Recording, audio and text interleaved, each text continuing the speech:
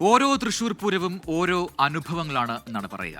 അങ്ങനെ അമൂല്യമായ പൂരമോർമ്മകളുടെ കാവൽക്കാരനാണ് അധ്യാപകൻ കൂടിയായ ശ്രീവത്സൻ കുറുപ്പാൾ.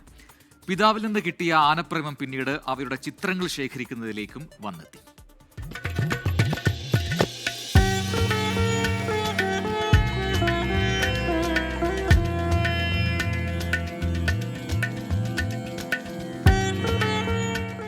തൃശൂർ കിഴക്കുംപാട്ടുകരയിലെ ശ്രീവത്സൻ ചേട്ടന്റെ വീട്ടിലെത്തിയാൽ തൃശൂർ പൂരവുമായി ബന്ധപ്പെട്ട് അത്യപൂർവമായ ഒരുപാട് ചിത്രങ്ങൾ നമുക്ക് കാണാം. ഈ ചിത്രങ്ങൾക്കൊക്കെ പിന്നിൽ ഒരുപാട് കഥകളുണ്ട്, ഒരുപാട് ഓർമ്മകളുണ്ട്. ഒരുപക്ഷെ ഓരോ തൃശ്ശൂർക്കാരനും ഓരോ പൂരപ്രേമിയും കാണാൻ ആഗ്രഹിക്കുന്ന ചിത്രങ്ങളാണിത്. ഈ ചിത്രങ്ങളുടെ വിശദാംശങ്ങൾ നമുക്ക് അദ്ദേഹത്തോട് തന്നെ ചോദിച്ച് മനസ്സിലാക്കാം. ശ്രീവത്സൻ ചേട്ടാ, അപ്പോൾ സത്യത്തിൽ ഈ ചിത്രങ്ങളെ കണ്ട് ഞെട്ടിപ്പോയി. കാരണം അത്രയധികം കളക്ഷൻ ഉണ്ട് നിങ്ങളുടെ കയ്യിൽ. എങ്ങനെയാണത് അങ്ങയുടെ കയ്യിലേക്ക് വന്നത്? കുട്ടിക്കാലം തൊട്ടേ ഞാൻ അമ്പലവുമായിട്ട് ബന്ധമുള്ളൊരു കുടുംബത്തിലാണ് ജനിച്ചത്. പാർമക്കാവ് ക്ഷേത്രത്തിൻ്റെ ഊരാളൻ അല്ലെങ്കിൽ ട്രസ്റ്റി എന്ന് പറയുന്നത് എൻ്റെ അച്ഛനായിരുന്നു. അപ്പോൾ ഞങ്ങളുടെ ജീവിതം വീടും പാർമേക്കാവുമായിരുന്നു കുട്ടിക്കാലം തൊട്ടേ.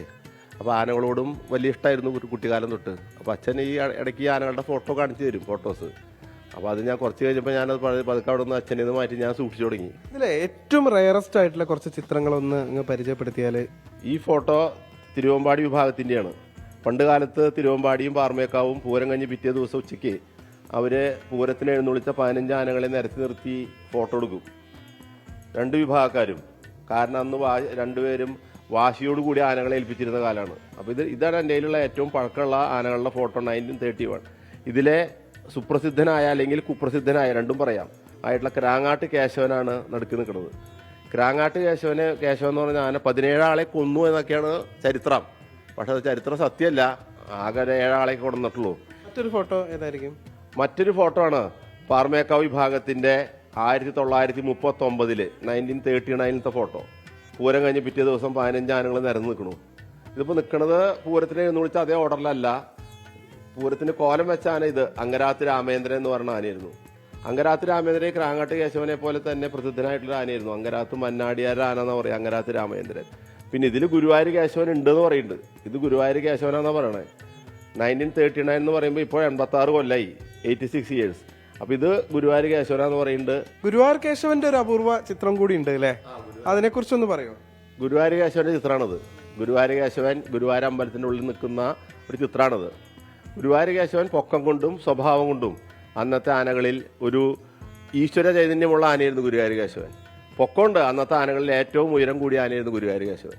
ഗുരുവായൂർ കേശവൻ തിരുവമ്പാടിക്ക് വേണ്ടിയും പാർമേക്കാവിന് വേണ്ടിയിട്ട് എഴുന്നള്ളിച്ചിട്ടുണ്ട്.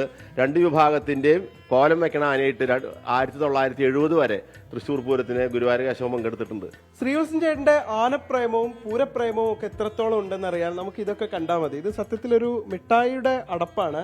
അതിൽ അദ്ദേഹത്തിന് പ്രിന്റ് ചെയ്ത് നൽകിയതാണ്. അത്രത്തോളം ഉണ്ട് ആനപ്രേമവും പൂരപ്രേമവും ഒക്കെ എന്ന് വേണം നമുക്ക് മനസ്സിലാക്കാൻ. എന്തായാലും അദ്ദേഹത്തിന്റെ നിധി പോലെ സൂക്ഷിക്കുന്ന ഈ ശേഖരം ഇത് ആർക്കും നൽകാറില്ല.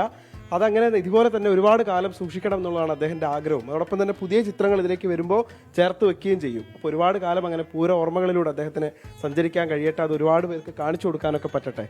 സുമിത്തിനൊപ്പം നിഖിൽ പ്രമേഷ്, 24 തൃശ്ശൂർ.